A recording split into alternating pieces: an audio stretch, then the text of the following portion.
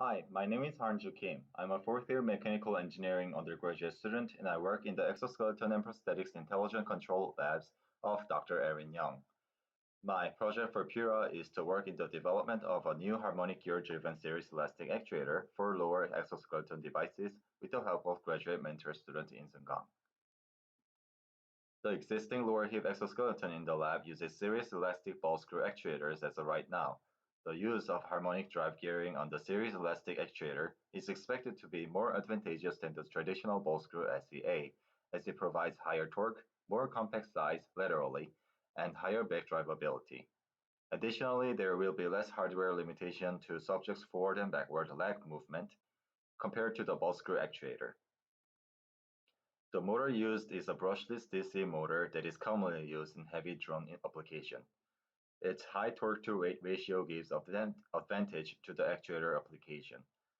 Continuous motor input torque is 1.2 Nm and 2.9 Nm for peak, thus allowing continuous 60 Nm output torque and 145 Nm peak with the 50-to-1 harmonic gear ratio. This is a significant improvement over the ball screw actuator design, which limits the torque output to approximately 20 Nm. The concentric configuration of the spring, harmonic gearbox, and the motor substantially decreases the total volume of the SCA, thus providing more ergonomics to the wearer. The elastic part of this actuator is the torsion spring made out of titanium for high torsion to density ratio. The design is derived from the torsion spring NASA is using on its robot Valkyrie.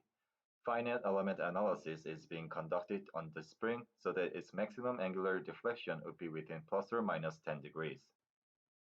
For the constraints, dowel pins are planned to be used at places where significant radial loads would be taking place whenever the actuator is giving assist to the wearer. Various sized bolts are used to hold all components together, preventing them from falling apart axially. Bearings are carefully selected to withstand both radial and axial loads. Finite element analysis has been conducted to make sure the parts and the material used, especially at the locations where large loads take place, are sufficient enough to withstand the load with minimal deformations. Overall weight of the single actuator so far is calculated to be approximately 1,450 grams, which is greater than the 1,040 grams single ball screw actuator we have in the lab.